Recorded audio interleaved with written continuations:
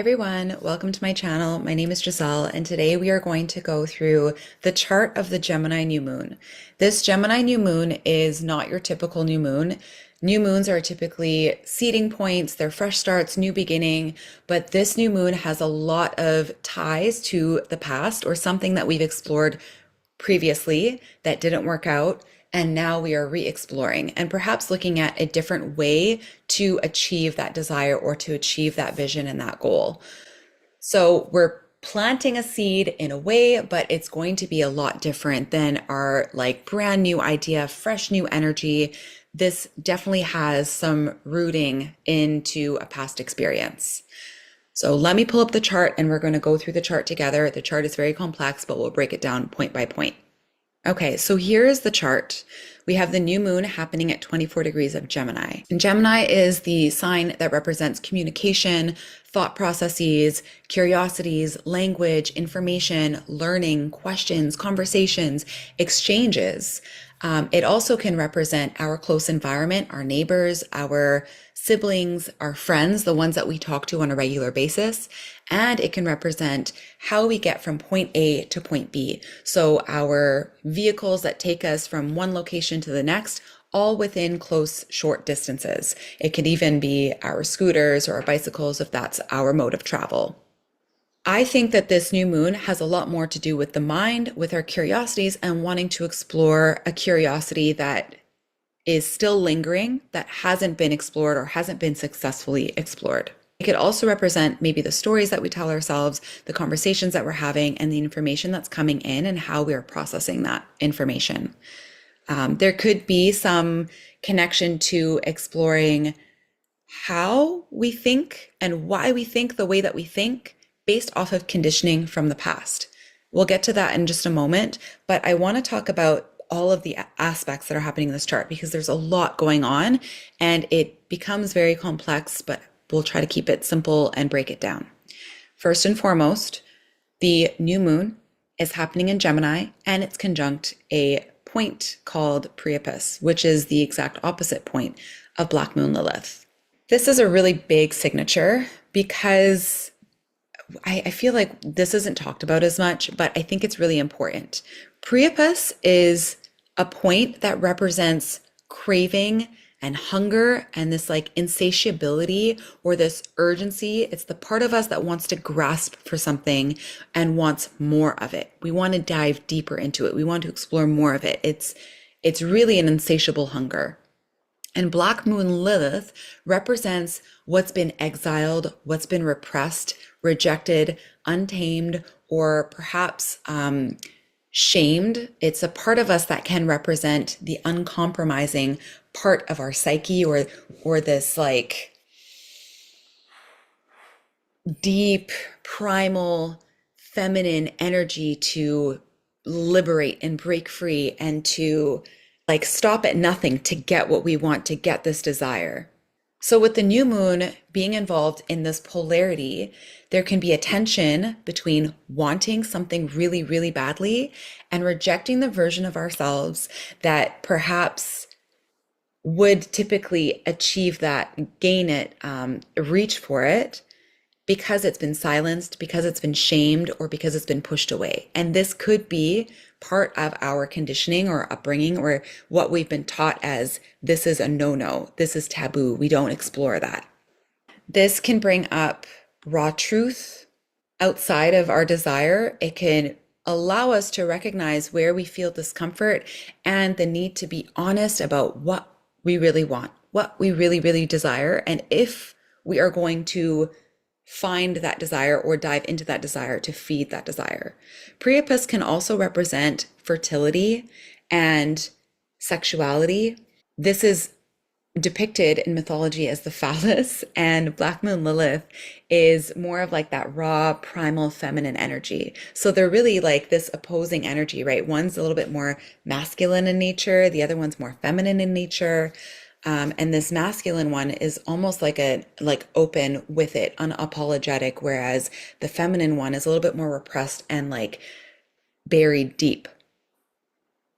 This could be like an example of this would be perhaps having a desire to explore bisexuality and wanting to explore it, but repressing it at the same time. And this repression is sort of coming to the surface right now within our mental sphere. Why do we repress such a desire? Is it because of our upbringing? Is it because of, and we'll get to this in a second, but is it because of our upbringing, because of our conditioning, because it was a no-no? This is just an example. The ruler of this new moon is Mercury, and Mercury is in Cancer. Mercury is telling us a little bit more about what this new moon is representing outside of this opposition that it's also experiencing with Black Moon Lilith and the conjunction with Priapus. Mercury is emotional, it's nostalgic, it's connected to family and to our loved ones, the ones that we hold dear to our hearts when it's in Cancer. It also can be very intuitive and protective, and it can be connected to memories and our roots and where we emerged from or how we were brought up in this life. That's Cancer. And Mercury right now is in its pre-shadow. It will turn retrograde at the end of the month when we have a Capricorn full moon, but right now it's in its pre-shadow. So every retrograde has 3 phases. We have the pre-shadow, so the moment it enters the degree point in which it will retrograde to, it's pre-shadow, and then the actual retrograde, and then the post-shadow. So it goes over these points 3 times. Right now it's in the pre-shadow. So we're starting to explore or experience or feel whatever it is that we will be exploring in the Mercury retrograde. It's starting to kind of show itself to us. We're starting to see it come to our minds. We're starting to tap into it, to feel into it. And then when we go through the retrograde, it will be a revision, a restructuring, a re-exploration of such topics. And then when it moves direct, we'll have a lot more clarity to move forward, to button things up, to put pretty bows on whatever it is that we have decided to wrap up or explore or revise, move forward with.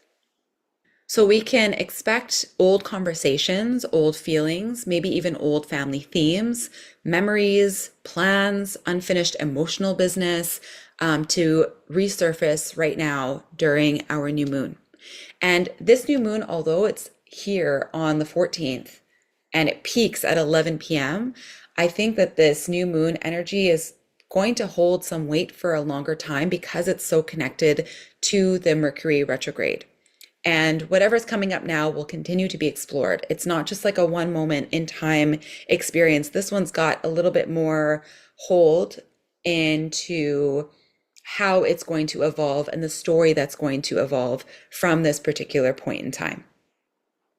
Mercury is squaring Saturn, and Saturn is not necessarily strong in Aries. It's actually debilitated here, but it's still worth noting because when Mercury retrogrades, it's going to find that square again. They won't become exactly square, but they'll be 2 degrees away by the time Mercury wraps up its retrograde. And it's close enough that it's worth noting because anything that we are exploring right now, or that we have been exploring in the last week while Mercury has been in this square with Saturn, is going to come up again by the time Mercury wraps up its retrograde by mid-July. So just make a mental note of that.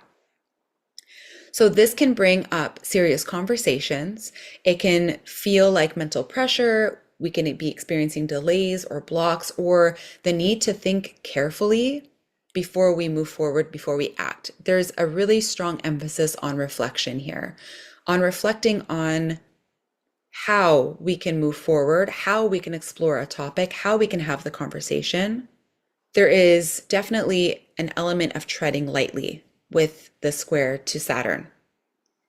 And I think that the less impulsive we are when it comes to having these conversations or exploring this topic, the more we are likely to succeed in it if we can be a little bit more intentional and calculated in how we move forward. So like really pause and reflect on it and tap into what feels right rather than what feels right and what makes sense rather than trying to impulsively do something that could potentially result in a consequence that is unfavorable or undesirable, because this will come up again in a month's time. This new moon is also in a sextile with Chiron, and Chiron and Jupiter are squaring each other. So this is like a whole conversation in and of itself. Chiron in Aries has been wrapping up, and I think it's just like a couple more weeks or another week or two until it moves on into Taurus. But Chiron has been exploring how we identify. Who are we? How has that evolved and changed over the last several years? And this new moon, in association with whatever it is that we are going to be reviewing, has some sort of support around this element or this experience of who am I? Who am I now? How have I evolved? How are we moving forward? And how can I really truly honor my authentic self? This provides a healing doorway where old wounds around identity could be coming up, could be explored, where we could tap into the courage to speak up for ourselves and to stand up for ourselves and to seek out our sovereignty and our independence. I think it's important to stay curious and to continue to explore the parts of us that we are being called to explore, the parts of our relationships that we're being called to explore, the parts of our psyche that we're being called to explore, maybe perhaps even reflecting and reviewing the parts of us that we identify with now that were instilled in us from when we were young, and whether or not they truly resonate or whether or not we're ready to let that go. Mercury, let's go back to Mercury for just a second. Mercury is not only the ruler of the sun and the moon, but it's also the ruler of the South Node in Virgo. And the South Node in Virgo is an area or a point in which we are evolving out of. We're really trying to release things from the past that have been holding us back from our evolution, the push forward, which has been in the direction of the North Node in Pisces.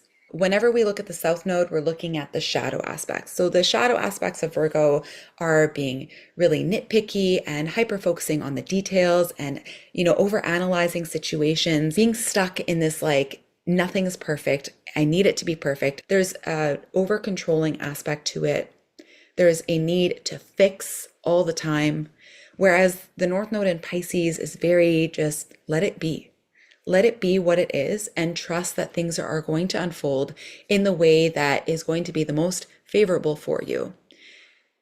We let go of control when we have the North Node in Pisces. We trust the flow, the tides, the currents of life.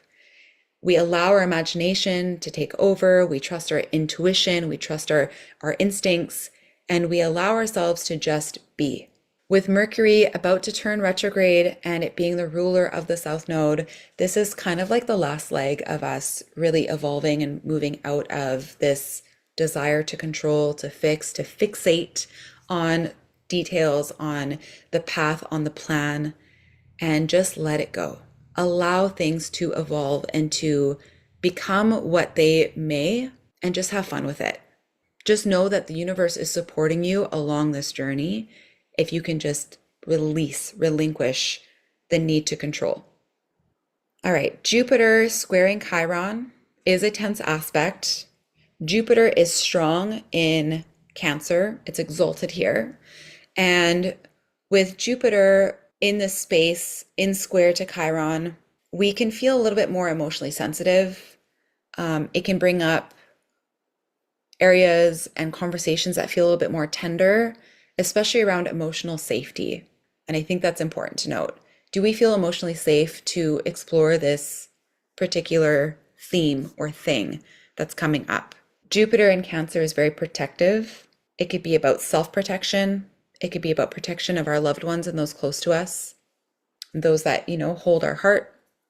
It represents growth, and in the square can express the discomfort around growth, the discomfort around exploring something that is different, re-exploring something that is new that we perhaps didn't succeed at before. It may require us to step out of our comfort zone and to just see what unfolds. There is an out of sign conjunction with Venus, and Venus and Jupiter did conjunct. They had an exact conjunction about a week ago. And this was like the luckiest day of the year. And I know some astrologers were saying, or at least one in particular, said this isn't the luckiest day of the year because we have Mercury in a square with Saturn, but Saturn is debilitated. Saturn is not strong here. So, and the square was not like, I wouldn't think that this square between Mercury and Saturn was going to overpower a conjunction of Venus and Jupiter, where Jupiter is very strong in this sign. So we had this like opportunity or opportunities that came up. I did for myself, for example. Yes, the square was a little bit present, but it did evolve or open up an opportunity for me to explore, which is great. Actually, let me just give you that example because I think it's nice to understand it. I'm a yoga program manager and I was going to evaluate a class. I was feeling extremely exhausted this particular day. It was last Tuesday, so the day of the exact conjunction. I was feeling particularly exhausted and really just wanted to be a student in the class and evaluate to get it, over with, but then also nurture myself. It was a yin yoga class. And if you've never done yin yoga, it's just a very slow, meditative introspection type of practice, style of practice, where you get into deep stretches and you hold for a long time and you just really focus on your internal world. The instructor who was teaching the class ended up with a flat tire, and it was 15 minutes before class started. Luckily, I was already leaving my house to go to the class, so I ended up having to teach it, which, bummer, I didn't want to. But I taught the class. A student came up to me after. He owns a pottery studio, and he's hosting a 2-day workshop in the summer and asked me if I could lead the yoga segment because he liked the way I teach. So it was an opportunity that came up from a situation that was not super desirable for me, but it was a really blessed opportunity because this is, well, A, I get to expand my network, I get to expand my community, B, I get to make money, and C, I get to grow and expand in an area that I haven't really explored yet. I haven't really hosted or been asked to lead in other people's workshops. So that's just an example. I think it's an important thing to note that even though we have these squares, it doesn't necessarily take away from something that can be really powerful. So there's still having this out of sign conjunction, which means there is a blessing that's happening here. However, Venus is opposing Pluto, which is applying, meaning that it's getting closer into this opposition. So there could be some power struggles that come up at this time during the pre-shadow. And then Jupiter, eventually, when it enters Leo, it's also going to make this opposition. So we are perhaps experiencing and feeling a little bit of intensity around love, around creativity, around our desires and power dynamics in our relationships, or being able to authentically express who we are from our heart, from our essence, and maybe feeling a little bit of pressure from the outside, feeling pressure from the community at large, feeling the pressure from whatever Pluto in Aquarius represents for you. Pluto in Aquarius can be the community that we belong to, and Venus in Leo is just representing ourselves and who we are in our truest form. Like, how do we express, how do we show up, how do we emanate our essence and our light and our desires and achieve all of that within this sphere. And I think when Jupiter arrives into Leo, this is really going to be emphasized, but that's not going to be until later on in the summer. So we can wait until then to explore that.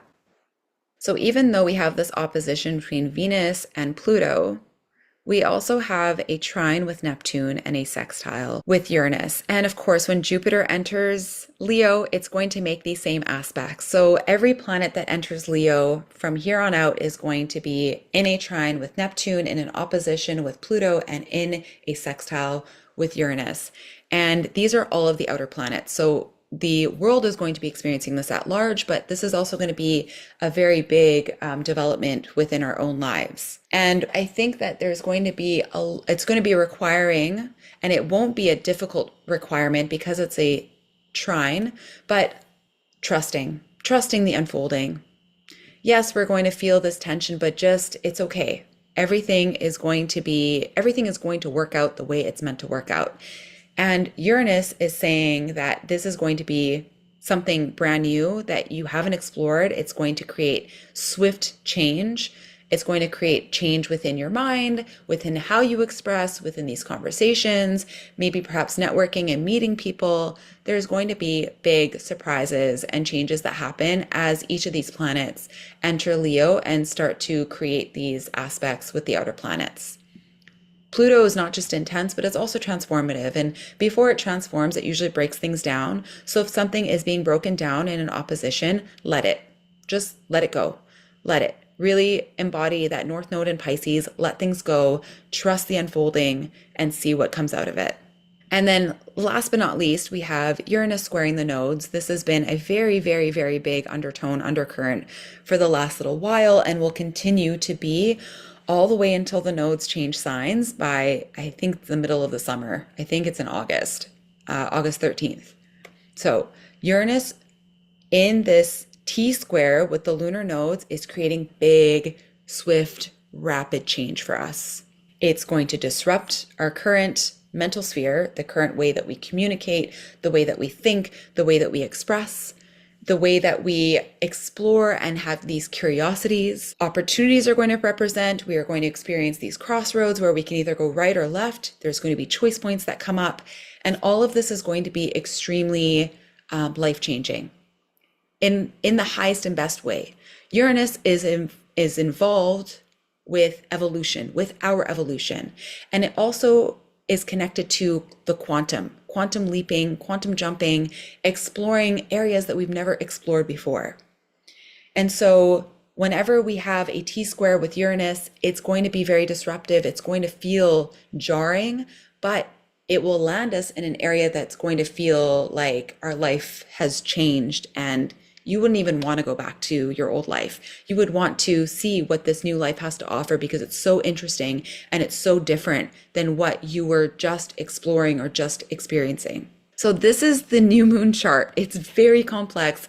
A lot of these energies are going to be explored longer term. They're not only during this new moon, but the new moon is representing a re-exploration of something that we've tried to explore in the past, that we've had a curiosity about, and we are now wanting to revisit, restructure, however it is that we approach this curiosity, this vision, and we just need to be open to the shifts and the changes that come with this exploration. So that is what I have for you today. I hope that that was beneficial. I will make a new video to explore a lot of the upcoming shifts and changes that we are going to be experiencing, especially in the month of June. I feel like June has a lot going on, and I think that it would be worth creating a video just about the Mercury retrograde because there's a lot happening during the Mercury retrograde as well. So until then, I wish you a beautiful new moon. I hope that whatever it is that you are exploring or re-exploring results in a lot of fun, playfulness, and I hope that it is successful for you. Take care.